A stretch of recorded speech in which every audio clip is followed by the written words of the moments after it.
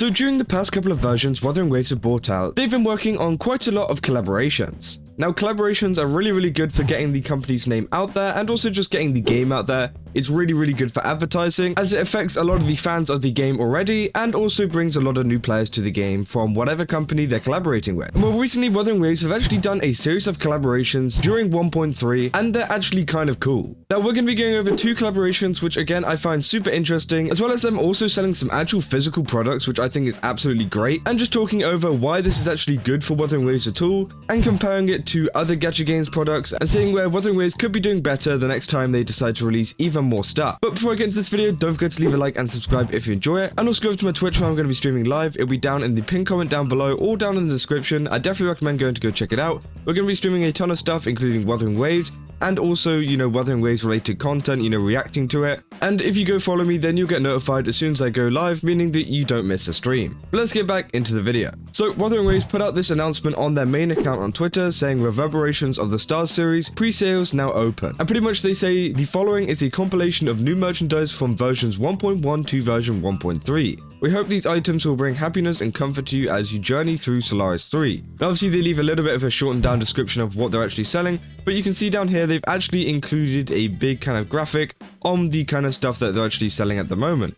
Now we're actually going to go over to Army, which is one of the companies that are actually selling this. So obviously down here it says pre-sales open. For more details visit Army, Neko 2, Oma Merge and Animate. Now Animate is also a big one that I've heard of, which is absolutely great as this means it's not going to be on like one Wuthering Waves website or anything like that. It's going to be sold in places like Army, which again, people who don't even play Wuthering Waves could see some of this stuff and it could help them kind of grow in the future. So again, we go over to this Army post from Army English, and one of the main things that people have been super excited about is a 1:7 scale figure of Shorekeeper. Now, I think this is the first figure we've gotten in Wuthering Waves at all, which again, I think is absolutely amazing. Well, at least official figure. Obviously, there's been a couple in the works that are like unofficial, but still look really cool. Now, Shorekeeper, again, this one's going to be absolutely amazing. Obviously, as you can see here, the details they put in is absolutely crazy. And it's better than a lot of the figures, than a lot of what we have seen. Now, I have a couple of my own, and I definitely think this kind of tops like some of the ones that I have. So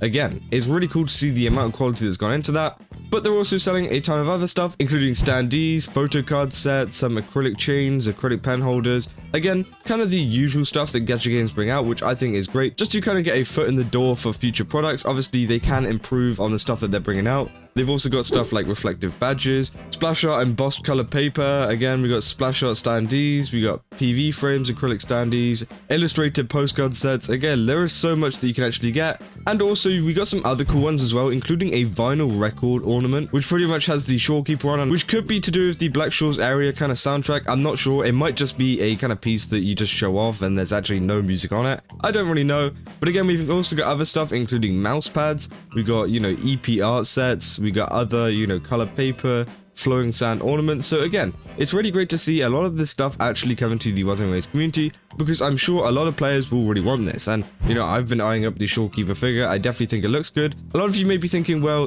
this kind of looks quite expensive. It's quite a very detailed figure that could cost quite a bit. Well, I went over to Army's page, and as you can see here, it's just above 10,000 yen, which in dollars is around about $70. I mean, 10,340, that's around 70-ish. So again, that's pretty good for a figure, especially with that kind of detail. But again, we've got all of this other stuff as well, which is going for, even cheaper than that. Obviously, we've got some stuff that's around $20, some around $15, some around $10. Again, they've got pretty much something there for everyone. So if you're looking for something to do with Wuthering Waves that you want to add into your room or add into something like that, then I definitely recommend going over to Army or one of the websites of Wuthering Waves list that pretty much are selling some of these products, because again, they're really great, and I think that it will help out the game in the future. And hopefully we can see more products coming from them. Now obviously, if you've seen recently and you've been in the Gacha community, then you would have seen that Genshin Impact also released a ton of new items on their store too. But the difference is actually kind of crazy. So I'm actually on the official Genshin Impact kind of store page, and as you can see, it's on Amazon. Now don't worry, I don't live in Nashville. This is just a placeholder thing that they put there. I don't really know why that's there. But again, they've got a ton of really cool art and stuff, and then they get to show off a ton of their like kind of merch. And again, it's kind of similar. They've got a lot of badges, a lot of kind of table mats and stuff like that, which again, a lot of people would like, but they've also got these figures as well. They've got 1 to 7 figures of, you know, characters like Ayaka, which if I just put this above my head here, you can see it's $199, which is much more expensive than the Shorekeeper figure, and I definitely think that that's where Wuthering Waves is doing something good, is that they're actually making things somewhat affordable for a lot of the players, whereas Genshin Impact ones are quite expensive. Now, I'm not, you know, saying that that's bad for Genshin Impact at all. I definitely think that, you know, whenever it comes to figures and stuff, especially if they're very detailed, they will be expensive, and we see it with a lot of anime series and stuff like that. But it does seem like Wuthering Waves have found a way to make it cheaper for a lot of us, which I think is great. Now they have a ton of other stuff, including like a charging power bank thing, which I think is cool. They got some other things like this as well. Again, they've just got a whole lot of really cool stuff added to their store, which, you know, maybe Wuthering Waves could take a little bit of inspiration from, as you can see here. Again, they've been very creative about the stuff that they've brought out, and I definitely think that Wuthering Waves could take a page out of their book. And also, the easy accessibility of Amazon is actually really, really nice. I think that, you know, it's really easy for someone like me in the UK to kind of get a lot of this stuff coming over from Amazon, because, again, Amazon is a very global company that is really easy to distribute, whereas Army can be a little bit difficult whenever it comes to kind of, you know, importing a lot of stuff over from Japan and things like that. It can end up costing even more than the actual price of the figure or whatever you're trying to buy. Whereas Amazon, they do, you know, much better deals whenever it comes to shipping and stuff like that. So I definitely think that maybe in the future, Wuthering Waves could expand over to something like Amazon, where it could actually help them out in terms of, you know, getting people to buy more products. Because again, I definitely think a lot more people in the West would buy more products if it was on places like Amazon, and I think that's why the Genshin Impact store is doing so good at the moment, because again, it's really easy to access. Not to mention, you can also make some really cool pages like we've been seeing here. Again, they've kind of designed it very well, where you can actually kind of look at these in like a big kind of picture form, and then you can click on the little dot in the corner if you want to buy it,